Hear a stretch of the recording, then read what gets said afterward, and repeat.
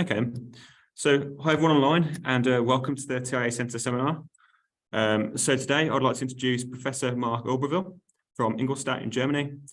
Hi. Marc is a computer vision researcher with years of experience in medical image recognition. His main focus is AI-based tumor diagnosis and in particular domain adaptation across scanners of various medical imaging entities. Prior to his doctorate with distinction in 2020 and being appointed a tenured professor soon thereafter, he gained 10 years of industrial experience in medical device research and development. He's currently supervising 4 PhD theses in the field of medical image recognition using methods of AI. The title of Marc's talk today is Mitosis Detection in Arbitrary Tumor Tissue. Is the problem solved? So thank you again, Marc, for joining us. We're really excited to hear more about your work and about Thanks for having me. challenges. Yeah. So yeah, please feel free to start when you're ready. Okay. Yeah. Sure.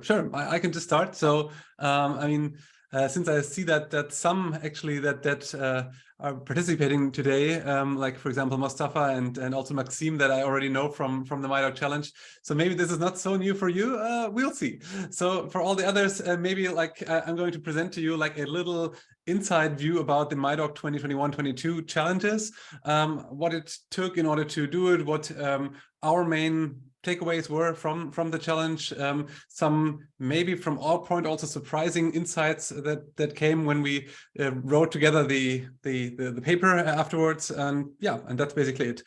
So where do I start? Maybe first of all with the question, who's that guy? So you already introduced me, but still just very briefly. So I did my master's sometime in 2009. So yeah, I'm already that old. At KIT in Karlsruhe in Germany.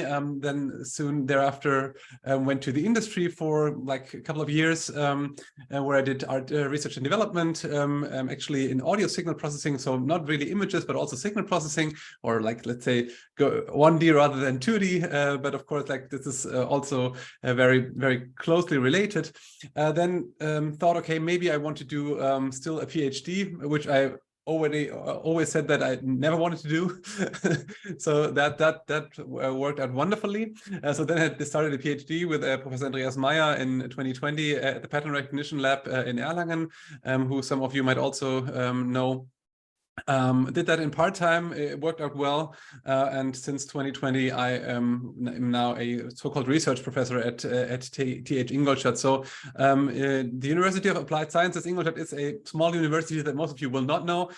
So we have around about 8,500 students, so not really that big, but yeah, we're pretty fond of our research profile actually, and doing a lot of mobility research, and also of course other stuff as you see me presenting today. So currently, I'm really strongly involved in the field of AI-supported histopathology, not only mitosis detection, but also of course other talks, other stuff, domain robustness, as you already said, and of course the whole and broader topic of human algorithm interaction and human-centric AI. So this is something that also we have now a research project on. And which is really, really important to us, because I mean, as soon as we are doing like kind of predictions on images, then we are influencing the diagnostic process. And that means that we should very carefully design our systems in a way so that we don't take away the responsibility from the human experts. Okay, so with that being said, let me just start into the talk, and I can just tell you, so if you have a question, please feel free to interrupt me. Please feel free to just raise your hand here. I mean, I cannot see you in Warwick, so maybe then we would have to do this somehow differently, but for the other ones that are joined remotely, please just raise your hand and just have your question in between. I think that's going to work out fine. Okay. So let's start, and let's start with the task that is when all of this for us started.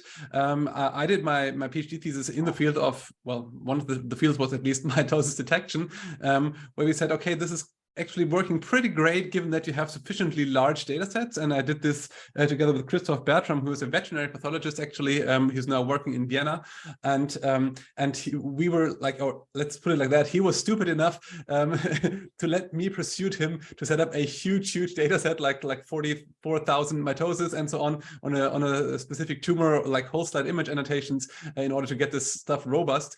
And it worked out quite cool. So we got rather high F1 scores on the complete tumor. So we were pretty happy. Until that is, we found out that actually as soon as you switch to a different scanner, this does not work out anymore. So when we had this image here, for example, so this is the very same histopathology slide, as you can see, but it's just being recorded with a different scanner. And I think here it is even from the same manufacturer, we've just found out that we have dramatically decreasing scores in the F1. So that was not so nice. So we said, okay, so we have to create a scanner invariant mitosis detection algorithm. So that was at least for us the main thing to go.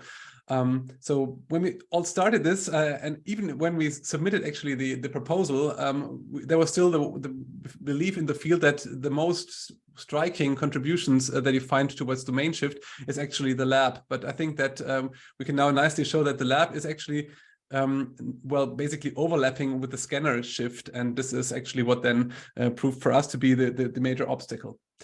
So let me now take you on this path to like how to run a challenge, how to do a challenge, because I'm not sure that like how many of you have done this before.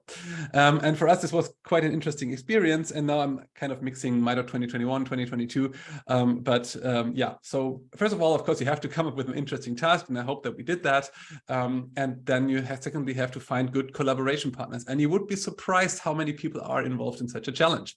So, I mean, good collaboration partners means that you have to find someone with experience in running challenges, because there's just some pitfalls that you would fall into that you want to avoid, right? You want to have someone with a large pathology archive, like in this case, we wanted to go for human breast cancer. You wanted to have like partners with bunch of scanners actually in order to show the variants, and then you want to have actually multiple pathologists, especially for this task, as this is prone to a high inter-rater variability. Okay, so we did that. We started off with that, and we first of all contacted Mitko Veda from TU Eindhoven and Nicolas Statonikos from UMC Utrecht, and both were actually quite keen on doing this together with you. We already were like working together on a first paper where we re-annotated the 2PAC16 mitosis dataset. So we said, okay, so these are quite cool guys. Let's do that together with them, and they were up for this. But then, I mean, okay, so we had someone with experience in running challenges because they ran, of course, like a bunch of challenges before, including the 2PAC16 challenge and the a bunch of other challenges actually. But then of course we also needed someone with a large pathology archive, and luckily UMC Utrecht is of course one of the leading university medical centers in the Netherlands, and thus actually also in Europe, because they are quite advanced in that digitization process in the Netherlands, and they have a really large archive to help us out here. But so yeah, that's what we had. We also then had support by Nathalie Terhoeven from UMC Utrecht, who's a pathology assistant there and who helped us in order to select the cases. I mean, you should never underestimate like how much effort that is in order to find out, okay, so we need to have slides where we still have the glass slides, that those glass slides were not shipped to somewhere else, or whatever else. Like there's a bunch of different reasons of why this wouldn't work. And we were pretty happy that we had so much support there. Yeah. Then we also wanted to have someone else with another scanner. So we then asked Francesco from Radboud UMC in Nijmegen, the Netherlands, to also help us out with scanning, and he agreed happily to do so. So we said, okay, so we have like some partners with scanners, okay, but we do not really have like pathologists to annotate now at the moment. So we could have asked Nicolas, but then we said, okay, it would actually be cool if it was even from different institutions in order to have, you know, like a little bit of more robustness in those annotations. So that's what we then reached out for. So we reached out for Robert Klopfresh from the Free University of Berlin. In Berlin, he's a veterinary pathologist, as well as Taryn Donovan from AMC in New York, who also did some annotation, and of course Christoph, who we can now call a renowned expert actually in mitosis annotation. I mean, like having annotated some 70,000, 80,000 plus mitosis, I think could qualify him as an expert, right? So we did that. So we then had really three partners, or partners with scanners, and of course also pathologists to annotate the images. Like three is good for a consensus vote, okay? So then we said, okay, cool. Now we have good collaboration partners. We had to file for ethics approval, of course. This is also something that you need, of course, in human pathology, as you might be aware, which is actually, by the way, not needed in veterinary pathology, which is where we came from.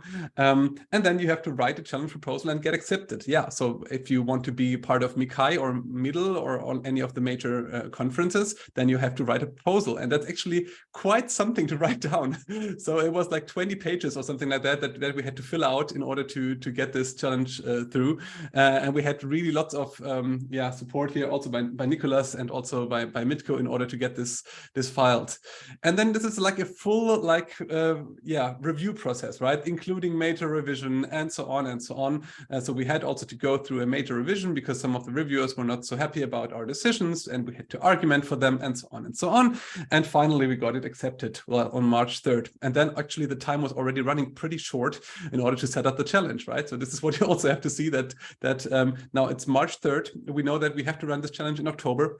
I mean, like October being the deadline for everything. And then we have to also get the website up and running and like to annotate stuff and so on and so on. So quite a bit of stuff to do. All right, so we got that accepted, and then we had to collect the image data. And for that, we traversed the UMC Utrecht cases, and we said, okay, let's just go for a consecutive selection, because we didn't want to have like any sort of bias in the selection, right? So we just went for a consecutive selection. We set a start date, and then we said, okay, like so and so many cases is what we want. And we said, okay, we have certain inclusion criteria. Of course, it needed to be a breast cancer excision. That needed to be of sufficient tissue quality. We wanted to have like the mitotic count being documented in the pathology report, because it could just be that this very image was showing us something else, right? So it's actually not the breast tissue, but maybe the lymph node, and was for some reason classified into the wrong file or whatever else. So it's always good if we have the mitotic count actually written there, because it's an indication that this is actually the breast excision that we have here. And then, of course, the availability of the hardware slides. I mean, we had to send them to other scanners, so the hardware slides had to be available ultimately, right? Yeah, and then, of course, that the question that the patients did not opt out for the use in research. And luckily, they had all this information available electronically, so that made things incredibly much easier for us. So we turned out to scan then stuff with a bunch of different scanners. It was quite interesting that some of these scanners were even questioned because they were too old, apparently. So, for example, this ScanScope CS2 from Aperio, which is, I agree, a dated scanner, like 7-8 years. I think it was old at that time, but it still has a quite superb image quality. So it's hard to argument that you should not include such a scanner, and it's widespread still for some smaller labs. Then we had the Utrecht scanners, the NanoZoomer XR, NanoZoomer X360, and also like an Aperio GT450 scanner that Leica was kind enough to provide us access to. So that was the training set. So 4 scanners. We just already said, okay, it would be cool to have like a mixed condition. So we actually didn't annotate the Leica scanner because we just said, okay, it's even a bit more challenging if you have, well, if you have some kind of unsupervised knowledge that there is some other domain shift out there, but you don't have data for that. So that was kind of the mixture that we went for. And then we said, okay, so if this one is kind of unsupervised and this one is one that we already had in the training set, and we had 2 more scanners actually. So let's go for this as a test set, right? So we had this one here to control for how well does it work given the domain is already known. This one is how well does it work given that unsupervised the domain is already known. And then we had like 2 more scanners. One was from Radboud UMC, and the other one was also standing in Utrecht actually. So we had then our 4 scanners. Well, then we went for digitization. We sent the glass slides all across Europe. The GT450 was, because it was like a demo device from Leica, it was at different places during our scan time. This, of course, complicated things a little bit. And then we uploaded all of those to a server. And of course, a server means also that you have to have people involved, right? So we had here support from Andreas Meyer, my PhD supervisor, and also Christian Marzal, who was still back then with the university. So we had this very nice exact service, which is also, by the way, an open source product which can be used for display, but also for processing of whole cell images and other image formats. And for collaboration on the annotation and so on. So we used that and we uploaded all of the images to the service. And then we wanted to streamline the task of region of interest selection, because this is one part of the whole diagnostic process. So, I mean, we already know that region of interest selection is something that is notorious for being unstable, not reproducible, and so on. So we said, okay, let's just have one expert do all of this on some reference scans, because we had reference scans from the Utrecht scanner for all of the slides. So we used that in order to find the region of interest, so that we didn't have like any bias in the selection across scanners. And Christoph was kind enough to do that for us, like on the all, like, I don't know how many, like 300, 400 images that we had here. Yeah. And then we registered all of the scans. We had a very nice quadtree-based registration method that worked flawlessly, actually, without any problem, and that we used for the registration to the slides that we had for the different scanners. By the way, also this method is open source and out there for free. You can install it using pip.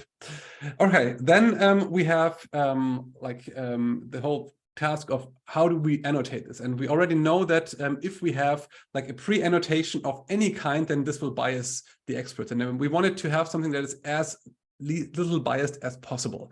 So what we did is actually we did first of all like a manual screening of the whole area, the region of interest, by actually Christoph, and then we had kind of the decision on all of those objects by the second expert, which I think was Robert Klopflein from Berlin, and if they both agreed, so of course I failed to mention here that actually he didn't only look for mitosis, but also for, like, from his perspective, similarly looking objects, so imposters or hard examples, or however you want to call them. So that's what they did. And then if we, of course, blinded this, so in order to not influence him on that, and then if they agreed, then this was already assigned to the database. If they didn't agree, then we had a third expert, also again blinded, rate what this shall be. So it is rather a mitotic figure or like an imposter, right? And then we actually ran, because we already know from the 2-pack challenge that some of those candidates were just overlooked. So we then again trained actually it was, I think, a RetinaNet object detector in order to look for missing candidates. We then showed those actually again to the both experts, and if they agreed in a blind way, then we had them added to the data set, and if not, well, then we had a third expert give us the final vote.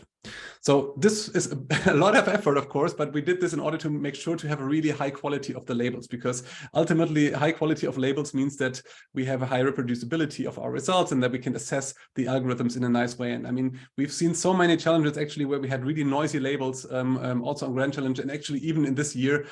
So we were really motivated to have this on a high quality, especially for mitosis, since it's known to be such a highly subjective task. Okay, so we did that, annotated everything. So also that, of course, involved like a bunch of people. We set up a website, and then we said, okay, let's go and run the challenge. Well, no, there is something missing, because actually before running a challenge, it would be really helpful to have something like a Jupyter notebook to demo the data set, right? So that's also something that we would want to have. Or it might be good to have like a reference algorithm, so something where people could actually see like a blueprint of how to set up a Docker container for a submission and this kind of stuff. This is like a template, of course, like to try out also new ideas. Actually, we wanted to even have like a Docker container template, right? So that you could just plug and play your own algorithm. And of course, we need a platform to run the Docker container as well. And then this means that we, of course, had to go for more collaboration partners, and we found these more collaboration partners in the form of the person of James Meakin from Radboud UMC, who some of you might also know, and who's running actually the Grand Challenge platform. And they agreed to have us as a guinea pig for their new feature, which was actually Docker submission. So, okay, so that's basically what we wanted to do. And this is what we kind of then did. So, yeah, a Jupyter Notebook was provided by Christian. Then we had the reference algorithm, which was provided by Frauke. Then we had like Docker container implementation provided by Katharina Breininger from FAU, a colleague of mine. And yeah, and then that was kind of it, right? So we then teamed up with Grand Challenge, and they also kindly told us that we don't have to pay for that because we didn't have money anyway. So so that was quite good for us. And they did a lot of support, and it was actually yeah, there were some hiccups, of course, to get this running, but in general, it was really smooth for us. And yeah, thanks again to the complete team at Grand Challenge for supporting us. It was not possible without their help, actually. So then we could actually run the challenge. Problem was that I was on holiday. I mean, that's the best time of the year to run a challenge when you're on holiday. Luckily, I had Katharina to step in here for me and do all the kind of like answering questions, handling peer review, yeah, and so on and so on and so on. So that was quite cool. So that was just to show you like how much work, how many people are involved in setting up a challenge, and then just to show you a little bit what's happening behind the scenes. And I think that, I mean, many of you maybe participated in the challenge already, and it's maybe interesting just to see like how much work went into it, right? Okay, so let's move on. I see that I'm already quite fast. So 23 out of 41 slides, so I can speed down a little bit now, which is good as we come to the results. So first of all, this is now the complete result of the MIDOG 2021 challenge. And we now see that, so we have quite a spread actually. So what we here see is actually the result of a bootstrapping. So why do we do that? What does it mean? So I mean, you all I think are aware what bootstrapping is. So basically we had like 80 cases in the final test set. So we randomly sampled with replacement 80 new cases from that, and then calculated the metrics on that. And why we did that is because, I mean, we weren't sure like how stable these algorithms would be, right? So then the natural idea is to say, okay, let's do bootstrapping, and then we'll see. So we did that, and with that you see now here the distribution of the bootstrapping, and you can see that actually the distribution was quite different. So we have like quite differently successful algorithms, but some of them were really doing a good job. I don't think that like an F1 score of on unseen or partially unseen scanners of 0.75 is actually a really good performance. So congratulations again here to the team from Warwick, but also of course to the other team who we then said is our joint first place, because as you can see here, the distributions are highly similar. Also the F1 score was highly similar, and so we said, okay, it doesn't make sense to differentiate here. It was basically chance to be the like here the top or the runner up. So we said, okay, that's like our joint first place. Now, what was maybe a bit more interesting even is the question of which kind of ideas were actually in those approaches, right? And so what we found is that quite some of them used some kind of cascading or multi-stages. So especially from the more successful ones, but not all of them actually. So we found that some of them used ensembling methods or test time augmentation, which is also, of course, what we would kind of expect, right? I mean, people have experience from Kaggle challenges, and there you do ensembling and test time augmentation all the time. Then we found that some used actually stain normalization during training to make the algorithms more robust. And yeah, a bunch of them actually even used some kind of domain adversarial techniques. So, I mean, domain adversarial can be anything that might also be like generating an adversarial image for the training, right? And we said we're quite surprised to see that so many of the approaches use these kinds of setups. Yeah. Then we also had domain augmentation, which was very interesting. So maybe just to highlight a little bit what this team here, AI Medical, did. That was also very interesting for us. I mean, besides that they submitted like a bunch of times, actually, they did a very interesting approach where they took, because, I mean, as you saw that well, the main difference, not the only difference, but the main difference, of course, in the scanners is the coloring. And what they did here is that they did an approach where they did an augmentation, where they split the low and the high frequencies of an image and mixed them like with different domains. And with that, they got their algorithms quite robust. So which was for us a new approach that we never heard before, and which was very interesting to see how well it performed. Okay, and then we also had like segmentation or instance segmentation, which was also part of that, and which was for us also very interesting because this is something that we never did ourselves. We only did object detection, yeah. So the most successful ones were either using some kind of instance segmentation or segmentation, but I mean, we investigated this a little bit later, and also some of the papers that were submitted for the challenge did that. Apparently, it is not really the question if you can really accurately segment a mitosis or not. So this is not the dominating factor. Unfortunately, would have been interesting to see. Okay, how does it look across scanners? So let me split up that a little bit. So this was the original scanner, the Hamamatsu XR. And as you can see, the leading approaches, like especially those two ones, that they were not even the best on the on this approach, right? So you can see that here, this one, which was actually from Tribun in France, they scored quite a bit better on the in-domain scanner, like this one as well, and this one as well. And still, yeah, it didn't help them to get into the first place because they were not domain robust enough, right? So if we go now for the other scanner, which was the Leica GT450, which was this kind of fainted, rather bright image, then we can already see that those, especially those here, had quite some problems with getting those.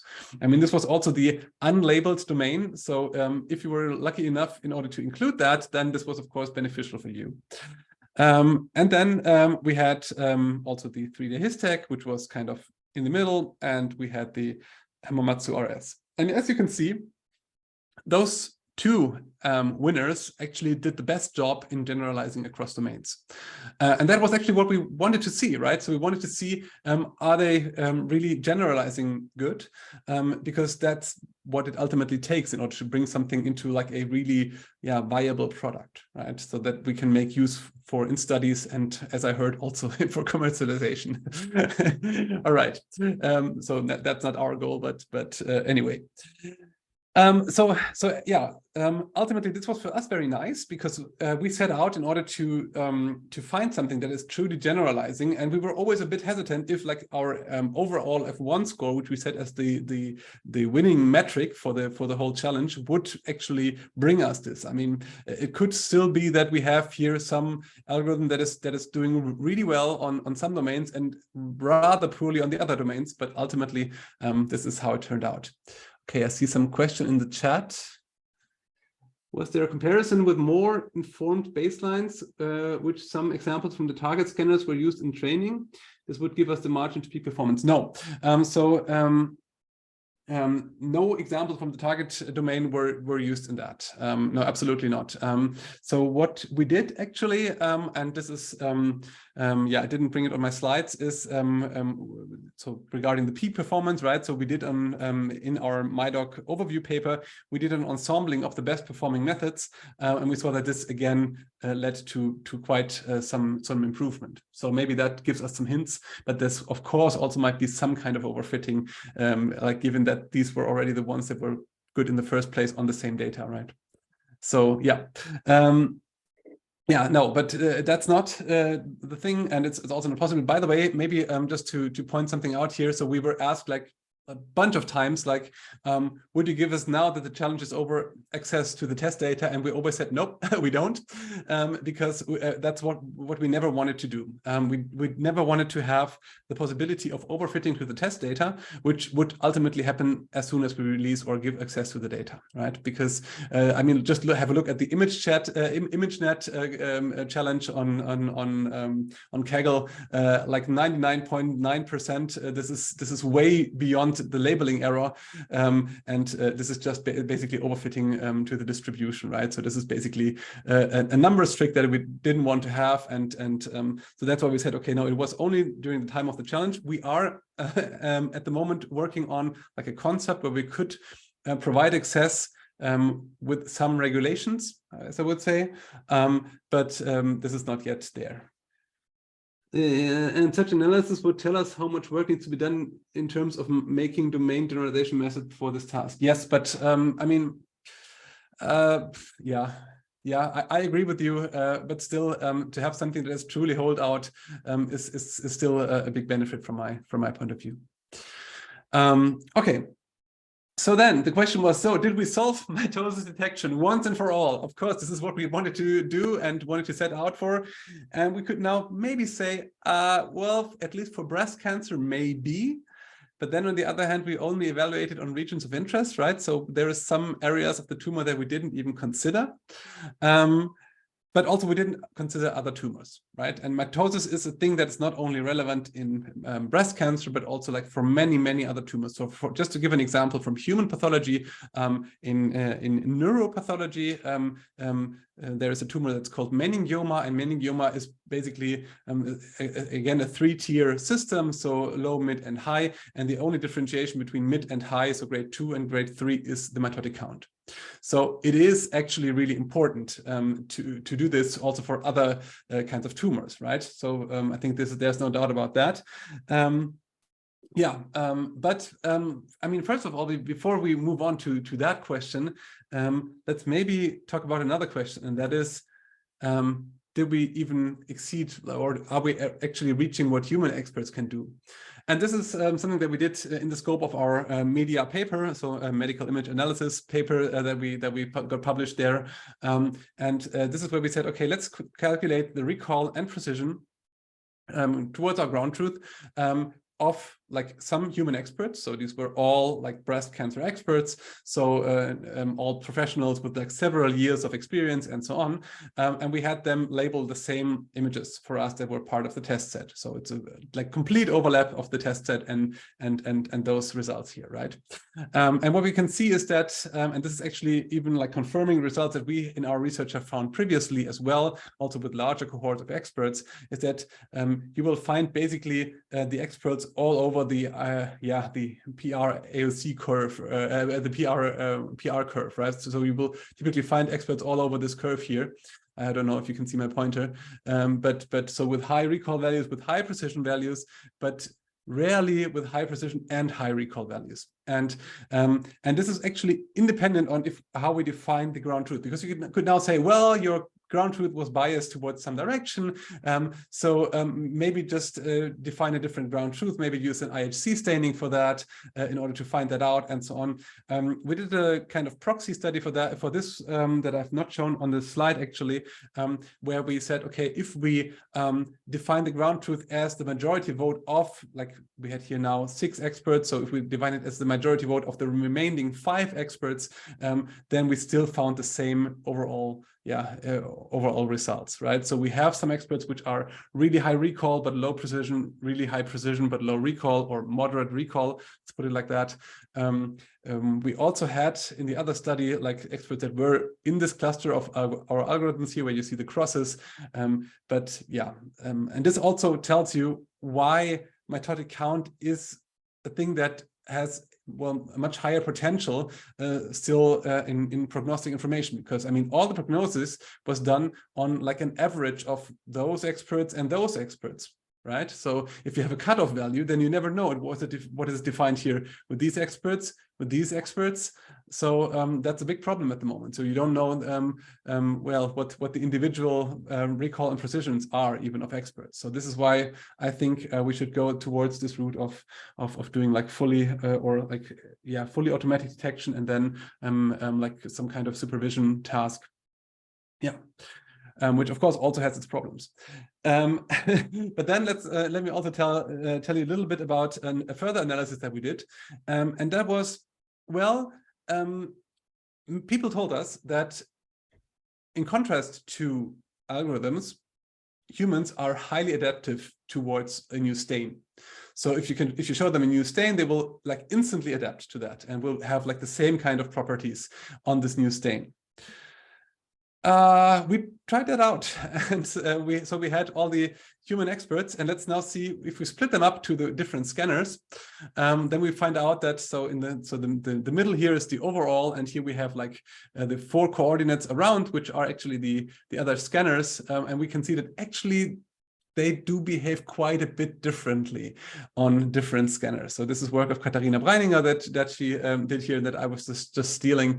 It was for me very interesting to see that it's not even this kind of perception is true, that humans will adapt easily to any kind of new domain. Okay, so I think we could say, I mean, the reason actually why we did this here is that one of the reviewers told us that, hey, you wrote that yeah, the algorithms or the best algorithms performed on expert level. You didn't prove that. And we cited like some other literature on other tumors and so on. And they told us that's not true. You didn't show that for the data set. And so we did the experiment and we actually found out that, oops, the algorithms are even better. So which was not actually our intention to show. But I mean, I get it. And I think that this is actually I mean, we could talk now about why that is. I think there's like several factors to that. One of them being that there is no training feedback loop for experts.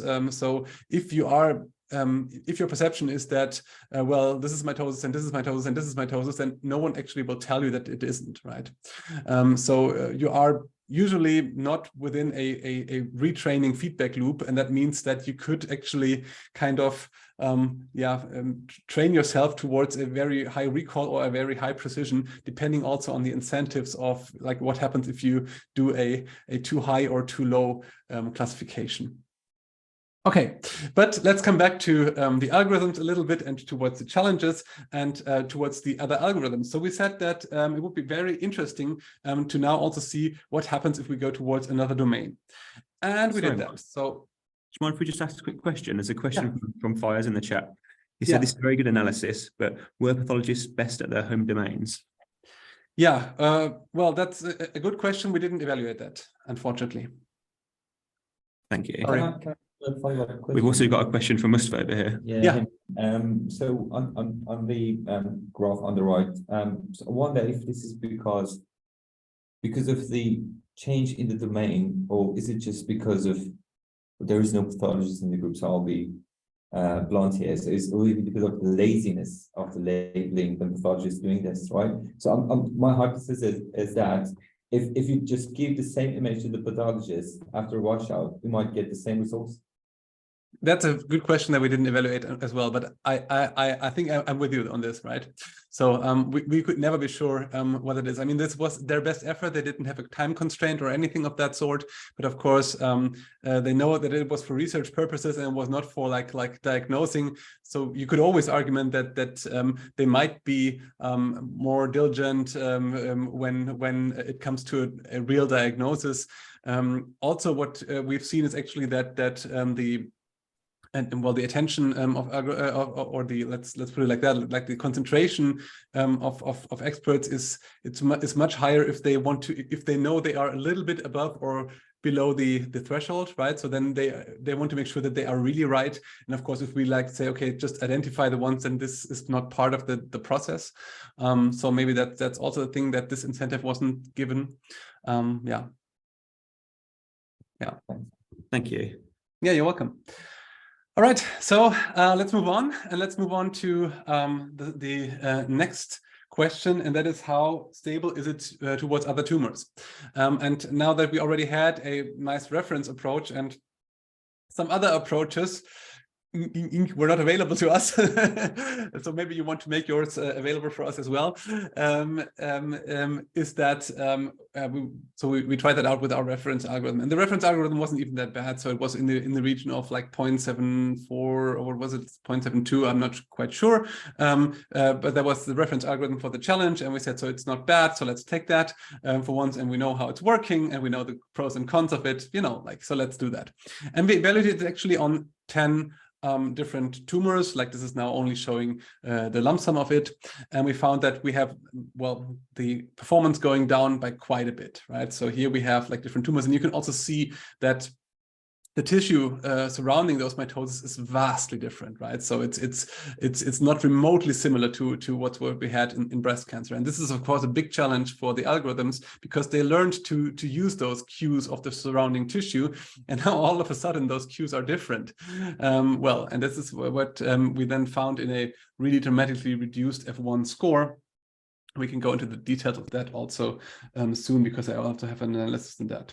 So that was the kind of idea when we said, okay, let's start MIDOG 2022, like as a successor of 2021. So apparently it wasn't too much effort in the first time. Well, so we said we'd do it again. Yeah, we of course did the same thing. We filed for the challenge again. It actually was very late until they told us you have to go for it. So it was a bit stressful to do that. But then we said, okay, let's go for a mixture. And now you see why this kind of MIDOG actually makes a lot of sense, because we now used also dog tissue. So of course the acronym was chosen in order to be able to be pronounced and so on, but here we also include dog tissue because we work together with our friends from veterinary pathology on this, and of course also from human pathology. So we had like cutaneous mast cell tumor, which is the main tumor actually in dogs, or it's actually the most important tumor in dogs, which is not really a thing for humans. It happens, but we do not have many mast cells, so it's a rare tumor in humans. But we had, for example, also lymphoma, which is of course a thing for humans. We had what is here, lung cancer, which, as all you know, is a thing in humans. We had breast cancer, which we actually just chose to be the MIDOG 2021 data set. We had melanoma and neuroendocrine tumors, and for all of those, mitosis plays a role. So we said, okay, let's go for them. Let's take this as a training set. And as you can see, we also have like scanner variability in here, right? So we chose to scan those at different institutions, and this also led to like even a mixture of different things. So we have another question. Is that true? How much money? Yeah, so we're in it for the fun and for the science, and not in for the business. So, I mean, honestly, my opinion is that all I'm doing is being paid for by the taxpayer. So I think all of that I'm doing should be free out there. Yeah, this is just my opinion.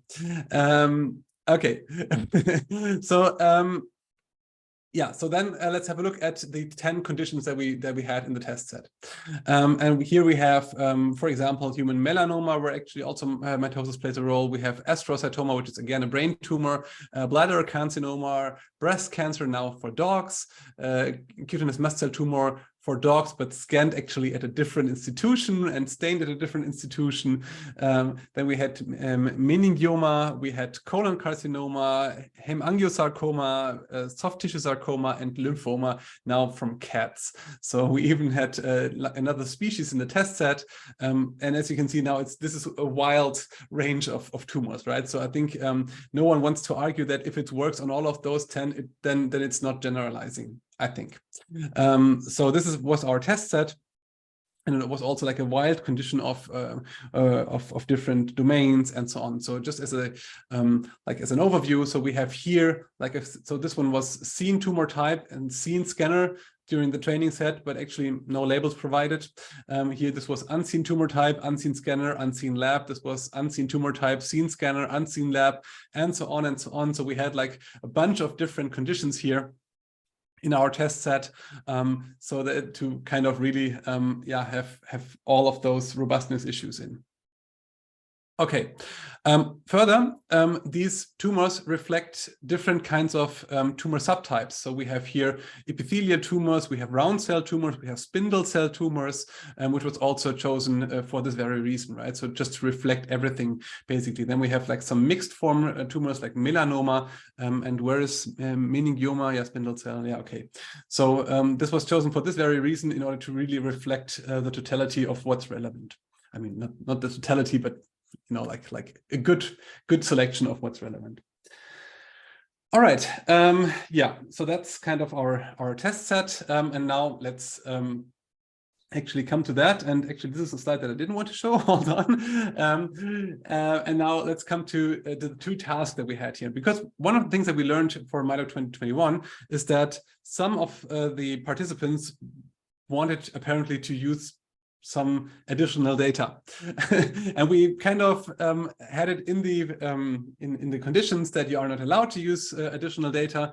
And then we had some like mixed forms, so where people said, okay, so we're not using additional data, but we used something in order to, you know, like label maybe do segmentations for the mitosis using like different data, like using something that was trained before on additional data. And which we said, so this actually kind of qualifies for use of external data. For when we did the second challenge, we said, okay, let's just, in order to make this really clear, say we have two different tracks, one where only the provided data is being used, and another one where like anything might be used as long as it's publicly available data. And we even, because we thought that someone would maybe want to, like make data publicly available that was still like an in-house data set. So we even provided that, and no one chose to do that. But yeah, that's how it turned out. So these are our two tracks. Let's come to the results now. So first of all, we were quite surprised to see that many did not choose to add additional data to the training process. So the vast majority of participants used only the data that we provided, which was yeah, kind of interesting, because we thought there's like so many also mitosis data sets out there now that it would be interesting to include those in order to make it more robust. Yeah. Also from us, by the way. So also some of our data sets were, of course, allowed for that because it's publicly available data. And then let's come to the results. So as you can see, this was here what we call the baseline of MIDOG 2021. So that was trained on human breast cancer. And this is now the evaluation on the test data of MIDOG 2022. And as you can see, well, this was now, of course, one of the worst approaches. But it's sensible, right? So it was really just trained on single domain, if you consider now the tumor type also like a domain data. So yeah, all it was able to generalize was kind of the representation of the images, but not the tumor type or the tumor structure. And then we have, like, of course, all over the field, different kinds of performances. And there we had, yeah, again, so which might be one reason why you invited me for this talk, I don't know. Here, the TIA Center being, yeah, the leader of this leaderboard, and with a very nice performance of, like, I don't know about the actual number, but it was really above 0.75, I think. So really a good result for like a variation of like 10 tumors, right? So I mean, when we started this, we really thought that we might be able to run like a MIDOG 2023 from that, because it's maybe just not solved yet. But then the problem is that we now said, okay, yeah, well then that we cannot do that, right? So without like any major effort of adding some new task, we cannot really do that. Okay, so quite nice. We also provided again two baselines. The baseline 2 was actually the same one as this one here, but only trained with the new data and with some little bit of actual stain augmentation involved that Frau Wilm chose to add. And then we also have like something where we didn't use any stain augmentation whatsoever, and we just used the out of the box faster RCNN approach, no, mask RCNN approach it was actually, and this was this baseline, yeah, which didn't score last, but also not really good. Yeah. So that was that. Very nice results. Let's come to the task number 2, which was without additional data. And as you can see here, it was only, well, 2 participants, right? So that means that actually I even got in touch with someone who submitted on the preliminary test set and then didn't submit on the final test set. And we told them, hey, you might want to submit, right? Because, you know, you didn't submit on the final test set, and they never replied back to us. So they would have made the 3rd place, but they didn't. So bad luck for them. Yeah, and so here you also see this picture, right? So this even with the added data, we have here a clear winner for this task. So again, congratulations, of course, was really nicely done. Let's. Thank you. We've also got a question on the chat there. Sorry, I think Mustafa said, can we possibly see the results on different domains as well? Mm-hmm. We can. That's the next slide. Thank you. If you have some patience. So this is now on different tumor types. And of course, this is now very, very different, right? Because we have, I mean, we always should say that it is possible that for some of those tumor types, the annotation is just harder, right? So that's possible. It is possible that some of the scanners, the annotation is just harder. That's also possible. But let's assume that if someone managed to do it correctly, then it should be also the annotation should be quite okay, right? Let's have a look here. And what we can see here already is that if we look at the tumor types 1 to 5, so that's the melanoma, astrocytoma, bladder cancer, carcinoma, mammary carcinoma, and the mast cell tumor, then we have quite a spread across the board, right? So of course you can see that this group that I don't know where they come from did a quite good job again in generalizing, but also others didn't do such a bad job, but for many of them actually it was here this astrocytoma that they didn't somehow manage to really identify well. Yeah, so a little bit unfortunate, because otherwise their results would have been really, really good. So that's now also again spread across the F1 value. I didn't now show precision and recall. I think for many of them, it's actually it came from not a low performance in recall, but in precision. So they had like lots and lots of false positives, and of course, well, that hurts the F1 score then quite badly. Okay, so that's the tumor types 1 to 5, and then we also have the other remainder, and this is actually quite nice, because here you can also see how well this splits up for our baseline approach. So apparently the lymphoma had the strongest domain shift, the soft tissue sarcoma had then the next weakest domain shift, and so on and so on. And the colon carcinoma, which also actually makes sense, right? Because it's a carcinoma, didn't have like a strong domain shift towards the breast cancer, which is also, like, as you know, an adenocarcinoma, right? So this is also what we saw, and it just makes a lot of sense that it's easier to work on carcinoma if you already had carcinoma beforehand. Well, so here you can also see that, I mean, also this approach, again, across the board, did the best job. You can see that also here we have some domains where it is a bit harder. And again, it might be possible that there's also like, yeah, it might be that these cases were just harder. It might be that the tissue quality was lower. It might be, and so on. I mean, like, there's so much data processing in this, or like annotation stuff, labeling stuff in this, that you just can never be sure that it might also be that. However, and this is a big however, we do have, for all of those 100 cases that were part of the test set, we do have actually phosphohistone H3 stains. So that means that we can actually find out the ground truth later, which we didn't get to. So that's quite cool. Actually, maybe this is a little insight from the whole process. So our idea was, I mean, for all of you who are not aware, phosphohistone H3 stains the mitosis specifically, and very strongly even in the early phases, up to a rather late phase in the mitosis. So it can be really well used in order to highlight mitosis.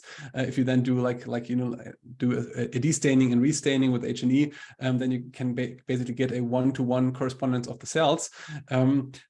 So we wanted to have that actually in for the test set already. This is why we stained this, why we, you know, like, bought all this chemicals and so on. And then the reviewers told us, no, if the training set isn't labeled like this, the test set should not be either. So that's why we did the labeling of the test set as we used to be. Yeah. So finally, these are the results, and the question is now again, did we solve mitosis detection? And for this, and maybe let's then have a little discussion about that topic, I want to show you something. And this is basically, this is like a breast cancer tumor, and this in green are detections. And as you can see, the detections are all over the place. So we have lots and lots of, I can also start this video, we have lots and lots of false positives here in areas where we have something that is still out of domain, right? So where we have something that actually looks a little bit like mitosis if you just ignore completely the rest of it. This is now the results from our best performing baseline detector.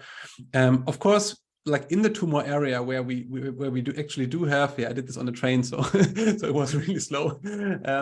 So where we do have like good training information, we get good results, but also like in the out of domain areas where we have artifacts and so on. And also where we have like necrotic tissue and so on. So all of these kinds of places where you have like mixed tissue quality, or maybe even like artifacts on the slide that were never seen before, we have robustness issues. So I think from my point of view, this would be fairly interesting to do another MIDOG 2024 challenge on that topic. Let's see if we do.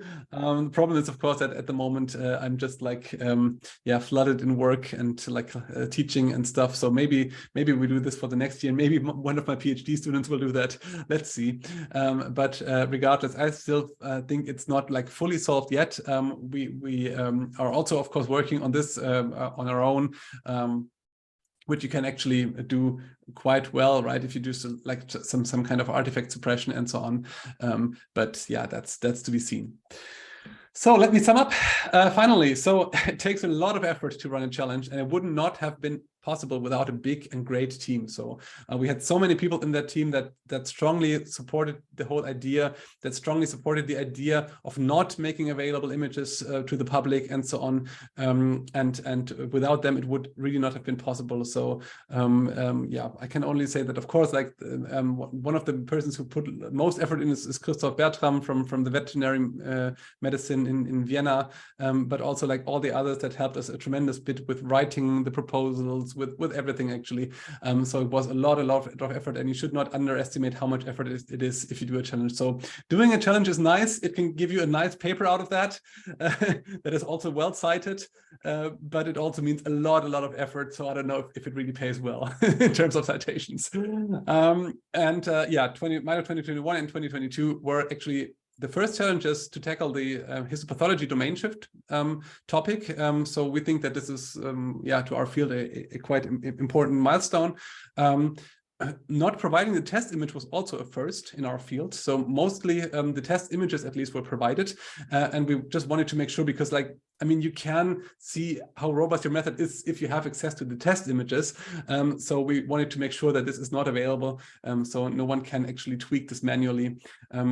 Maybe as a side note, so we had in the MIDOG 2021 challenge, we had a little bit of a, not really call it a data glitch, but we had a little bit of a domain glitch because we made available the preliminary test set, as we called it, in order to do some kind of like evaluation if your algorithm works. And people did actually do kind of over optimization of hyperparameters on that, because it was the same scanners that we then later on used for the test set. Of course, not the cases, but the same scanners. So it was a good proxy in order to do this kind of hyperparameter overfitting.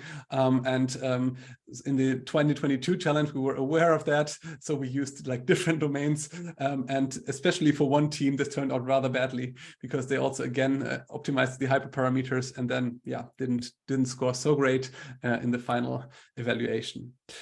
So I would say that mitosis detection can be considered like exceeding humans in the region of interest, right? We don't know how well it performs on whole site images, but mitosis detection on whole site images is likely, from our perspective, at least not yet fully solved, or at least not demonstrated to be fully solved. Let's put it like that. Yeah, so that concludes my presentation. I don't have any concluding slide, but of course, if you now have questions, let's discuss. I'm open to all of those things. Thank you very much, Mark. That was a really good talk, really interesting. I think we've already got quite a few, a few more questions in the chat. So I'll start off with those, if that's okay. Yeah. I think Faiz has asked, an interesting question is what accuracy, precision and recall of mitosis detection is good enough for effective clinical use? Good question. So I think this is, there's a clear answer to that. It needs at least to exceed humans, right? If it's worse than humans, then there's no point in doing that, because then you rather have a human do it. At the end, it's about cancer, it's about treatment decisions. So whatever we do, it should be the highest standard that we can have, right? And then, of course, there's lots of different things that you can do in order to make it more robust.